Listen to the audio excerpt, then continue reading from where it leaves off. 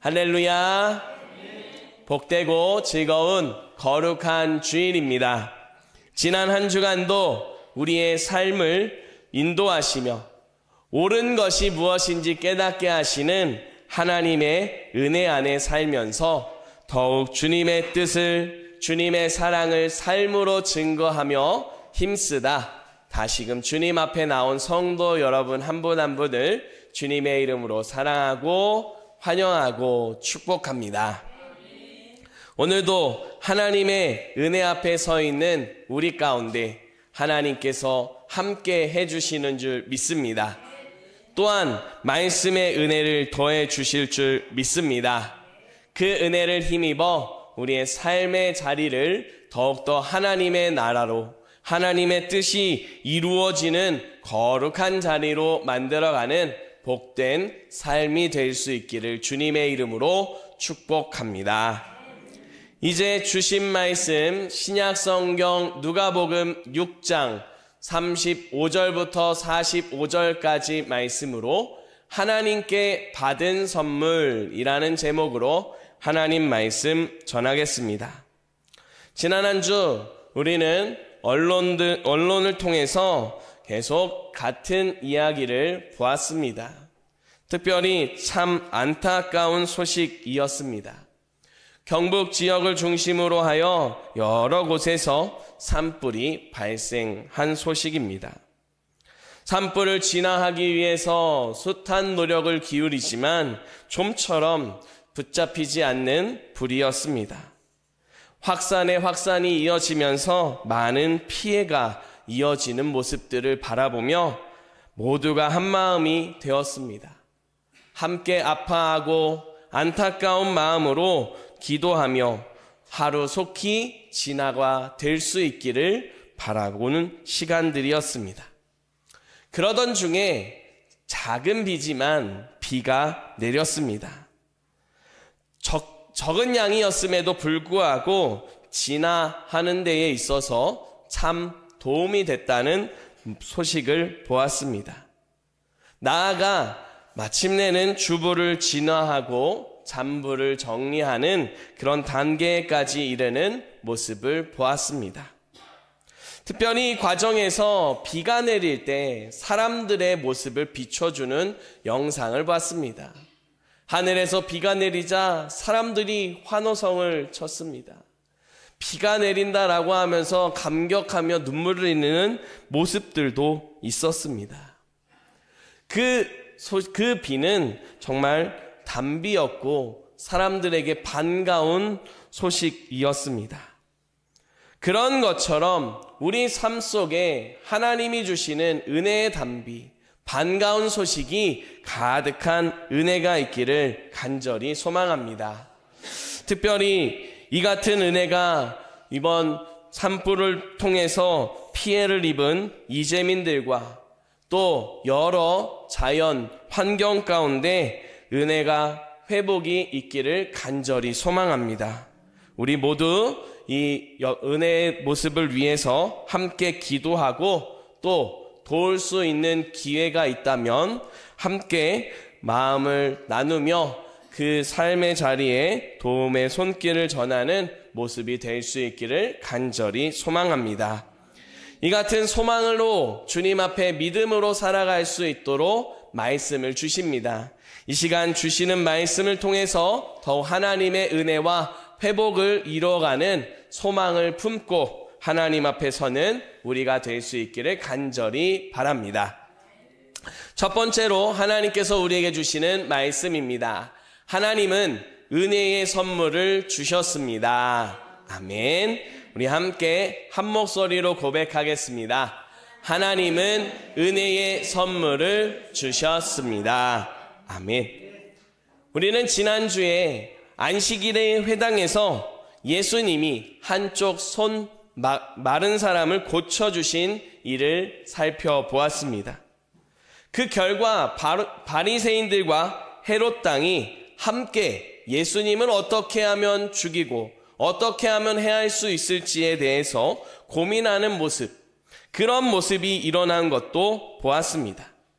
이렇게 예수님을 반대하는 사람들이 많아지는 모습을 본 말씀이 마가복음뿐만 아니라 누가복음에도 나오는 걸 볼 수 있습니다. 특별히 오늘 우리가 읽은 누가복음 6장에 그 말씀이 기록되어 있습니다. 앞서서 예수님께서 오른쪽 손 마른 사람을 고쳐주셨습니다. 그 일로 인해서 예수님을 반대하는 사람들이 많아졌습니다.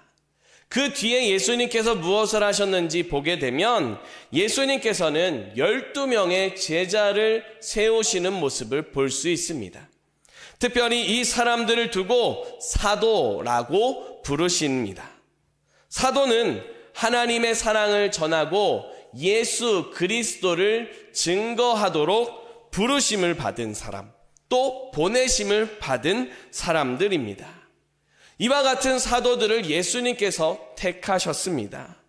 그리고 이 사도들이 하나님의 나라 일을 잘 감당할 수 있도록 말씀으로 가르쳐 주셨습니다. 예수님은 사도들만을 가르친 것이 아니라 예수님을 찾아온 많은 사람들도 가르쳐 주셨습니다. 그 모습이 오늘 말씀에 잘 나타나고 있습니다. 그런데 우리가 한 가지 생각해 볼 부분이 있습니다. 예수님을 찾아와서 말씀을 듣고 병을 고치는 사람들이 많이 있었습니다. 소위 인기가 많아졌다라고 하는 표현으로도 할 수 있습니다. 인기가 많아지면 무엇을 어떤 모습으로 살아가는 그런 모습이 돼야 한다고 생각하시나요? 예수님께서는 그 생각이, 그 마음이 어떤 것인지 분명히 보여주십니다. 복과 화를 말씀하십니다. 가난한 사람, 줄인 사람, 믿음 때문에 사람들에게 미움을 받는 사람이 복이 있다라고 말씀하십니다. 그리고 반대로 부요한 사람, 배부른 사람, 사람들에게 칭찬받는 사람은 화가 있다라고 말씀하십니다. 우리가 생각하는 일반적인 것과는 차이가 있는 모습입니다. 인기가 생겼으니 조금 더 부요하고 조금 더 칭찬받고 조금 더 나은 모습으로 나아가는 게 맞다라고 생각이 되어집니다. 그런데 우리 주님께서는 반대로 말씀하십니다. 그리고 나아가 당시에 약간의 이해가 더 필요한 원수를 사랑하는 말씀까지 하는 걸 볼 수가 있습니다.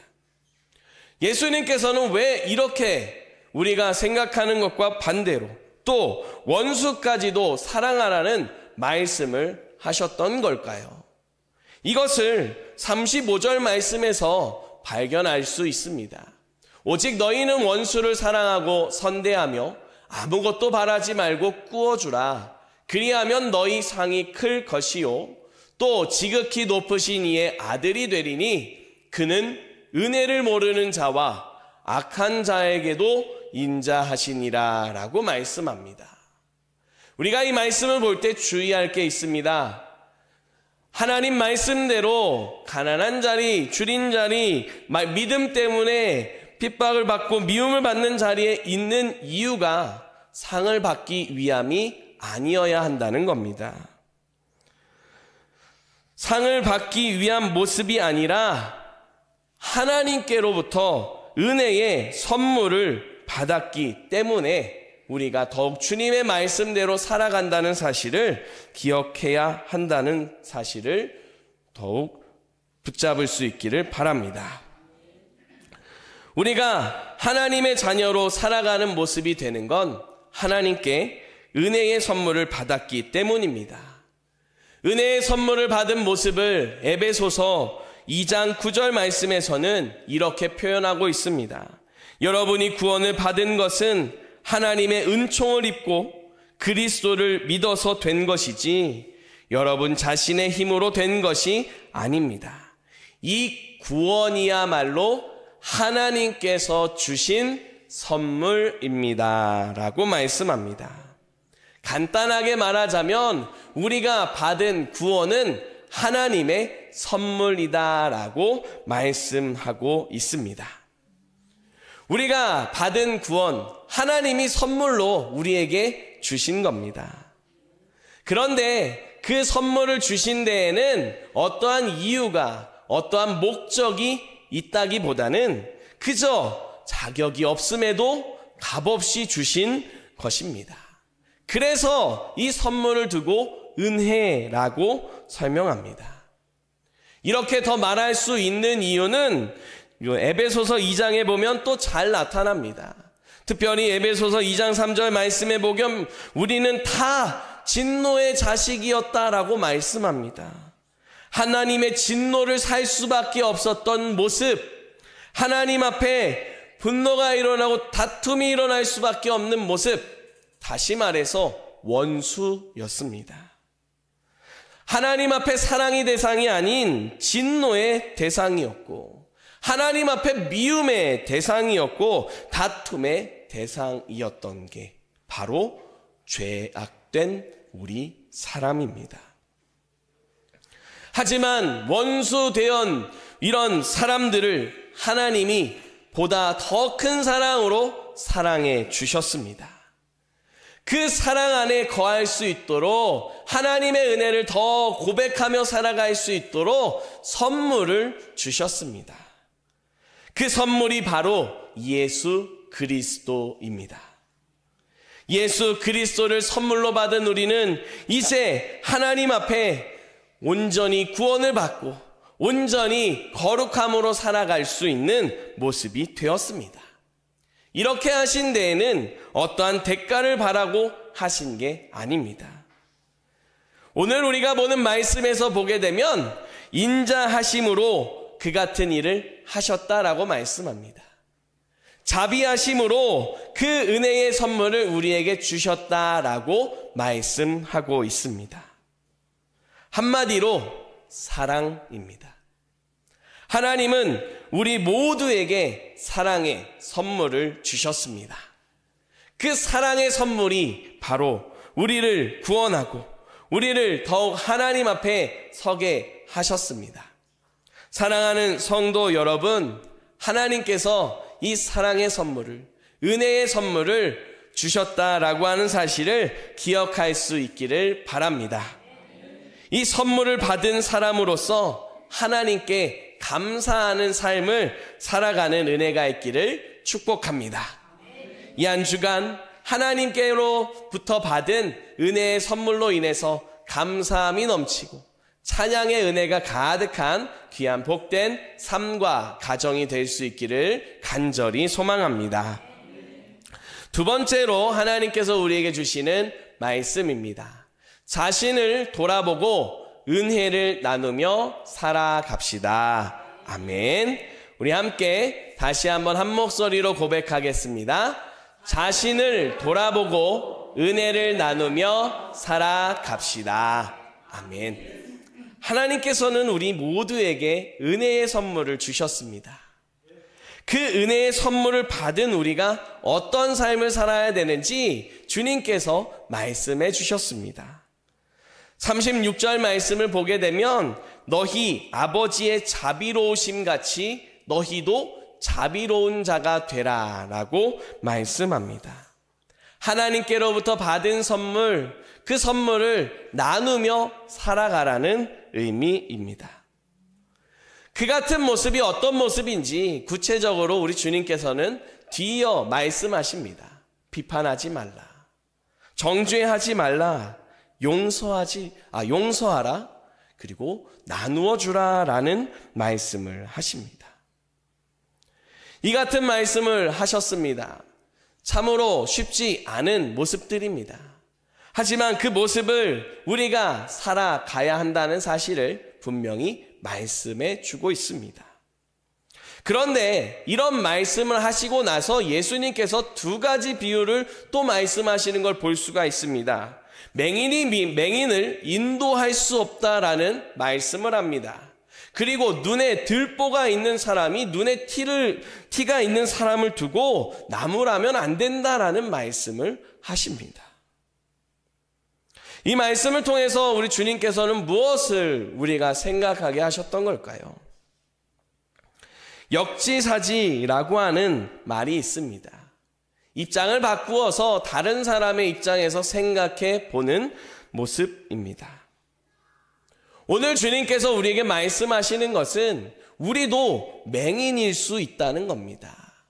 그리고 우리 눈에 들보가 있을 수 있다는 겁니다. 아니, 조금 더 정확하게 표현하자면 우리 모두도 맹인의 모습이고 우리 모두도 눈에 들보가 있는 사람의 모습이다라고 하는 겁니다. 그렇기 때문에 비판하기에 앞서서 먼저 나 자신을 돌아보아야 한다라고 말씀하고 있는 겁니다. 누군가를 정죄하는 것에 있어서도 마찬가지입니다. 정죄하기 전에 자신을 먼저 돌아보라라고 말씀합니다. 이것을 통해서 누군가를 비판할 수 있고 정죄하는 자리에 설 수 있지만 나 스스로 역시 비판을 받을 수도 있는 그 자리에 서는 그런 연약함이 있는 사람이라는 걸 깨닫게 하십니다. 누군가를 정죄하는 모습이지만 동시에 정죄를 받는 자리에 설 수 있는 연약함이 있는 존재라고 하는 사실을 깨닫게 해 주십니다. 용서하고 누군가에게 무언가를 나누어 주는 모습을 생각할 때도 마찬가지입니다. 용서를 하는 것이 내가 뭔가 훌륭하기 때문이 아니라 나 역시 은혜를 받은 자요, 용서를 받은 자이기 때문에 그 사랑을, 그 은혜를 전할 수 있다는 사실을 생각하게 하십니다. 뭔가를 나눠줄 때도 내 이득을 위한 것이 아니라 하나님께로부터 거저받은 그 선물이 있기 때문에 기쁨으로, 감사함으로 기꺼이 나누는 삶이 된다라고 하는 사실을 생각하게 하셨다라고 하는 겁니다. 이와 같은 묵상을 하며 말씀을 보는 가운데 취리 성경 해설이라는 그 성경에서 이런 설명하는 내용을 보았습니다. 예수님의 말씀을 어떻게 받아들여야 할지를 말씀해 주고 있습니다. 무엇보다 자신을 되돌아보고 실천할 것을 강조하고 있습니다. 라고 설명합니다. 무엇보다 자신을, 나를 돌아보고 그리고 실천하는, 말씀을 따르는 삶이 돼야 된다라고 말하고 있습니다. 우리는 우리 스스로를 먼저 더 되돌아볼 수 있어야 합니다. 자신을 돌아보는 모습 가운데 우리가 더욱 기억하게 되는 것은 연약한 모습입니다. 아픈 모습입니다. 힘든 모습입니다. 부족한 모습입니다. 하나같이 그런 모습들이 생각나고 그런 모습들이 기억나게 되면 어떻습니까? 편치만은 않습니다. 불편해질 수도 있는 모습입니다. 그런데 그런 자리로 주님께서 굳이 가라고 하신 이유가 무엇이겠습니까?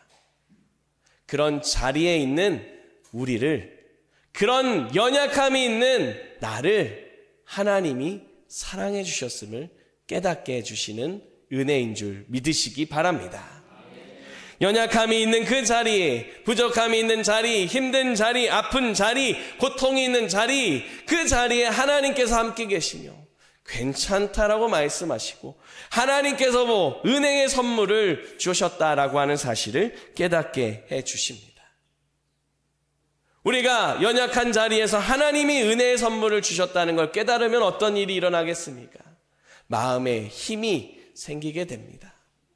하나님이 주신 은혜의 삶을 살아가고자 하는 능력이 일어나게 됩니다. 다툼이나 분열이나 분노를 일으키는 것이 아니라 화해를 이루어가고 평화를 이루어가고 사랑의 자리를 만들어가는 역사가 이루어지게 됩니다. 또한 우리가 교만해지는 것이 아니라 더 겸손해집니다. 하나님의 선물 때문입니다. 고백하며 하나님 때문이라고 하는 그 사실을 증거하며 예수 그리스도를 증거하는 삶이 되게 됩니다.